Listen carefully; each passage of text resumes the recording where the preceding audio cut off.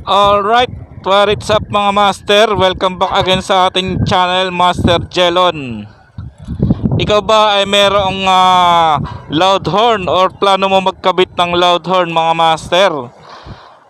So, ang video na to ay para sa inyo kung narinig nyo ang aking katanungan.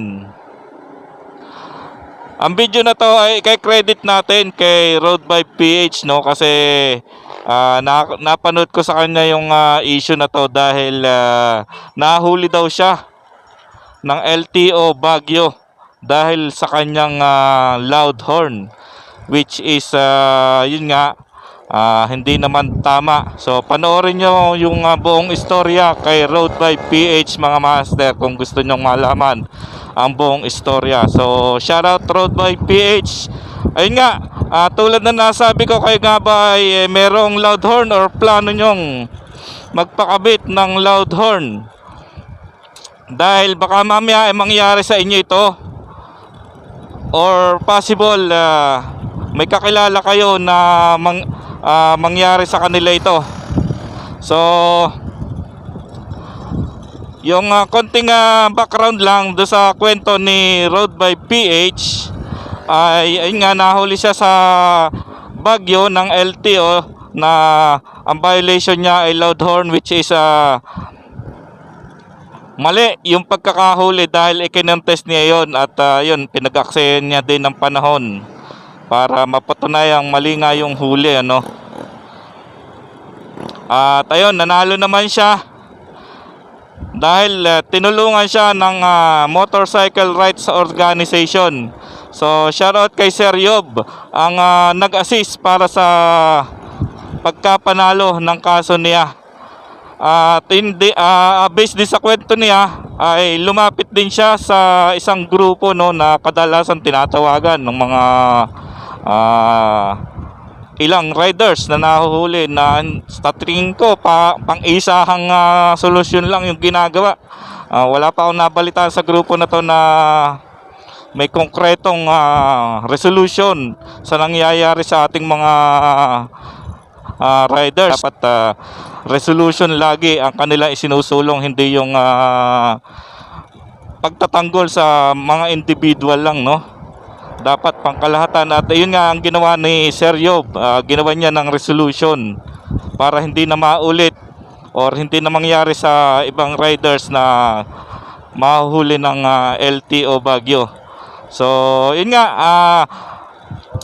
ang pinagbasehan ng LTO Baguio ayun daw, PD 4136 ba yun or RA 4136 na sinasabi na yun nga yung may binabanggit daw doon na loud horn, which is ang pagkakaalam ko ay yung loud horn na sinasabi sa batas na yun ay yung paggamit ng mga bell type na loud horn na ginagamit na tulad ng mga bombero, no, tsaka yung mga siren type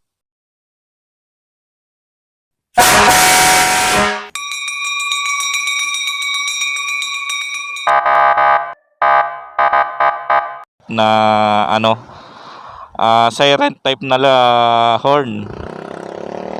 Tapos konting kalaman din mga master, kung kayo ay mahuhuli at pinagpipilitan ng manghuhuli sa inyo na bawal talaga, ay kailangan din na sukatin nila yung sinasabi nilang loud horn na hinuhuli sa inyo, dahil based sa memo ay dapat may pang sukat pa rin yung manghuhuli sa iyo, tulad ng panghuhuli ng mga load pipe na hindi basta tantiometer na tenga lang na narinig lang na maingay loud horn na, dahil mayroon silang basehan na dapat sundin, which is na yung loud horn daw ay dapat na sa batas ay merong 100 or 120 above na tunog, kaya nasabing loud.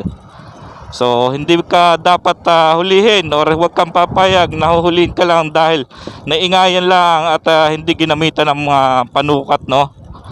At ayun, dagdag kalaman din na nasa batas din yung loud horn or yung busina mo na dapat dire-diretso yung tunog, no, yung walang putol, na isang pindot na mahaba ay walang putol, dahil bawal din yung paputol-putol talaga na busina tulad ng mga rapid horn na sinasabi.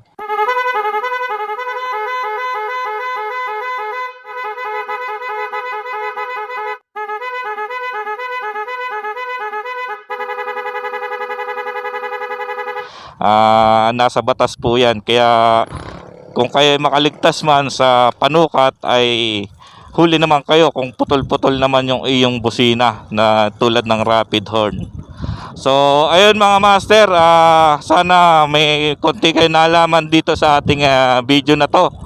At ayun nga, huwag kayong basta-basta papayag dahil mali yung panghuli pag sinabing loud horn ay yung ating PIA horn or yung mga loud horn na pinakakabit natin na hindi basta-basta nila dapat huliin. At ang sinasabi doon sa PD or RA 4136 na yon ay yung mga bell type or mga ginagamit ng mga bumbero kadalasan or mga pulis na ganong busina. So ipopost ko na lang dito sa ating comment section yung resolution dahil pwede nyo itong mabasa dahil naka-indicate dito na yun nga yung kung anong klaseng horn yung tinutukoy ng RA 4136 na yon. So let's go. Sana may natutunan kayo sa video na to at ride safe.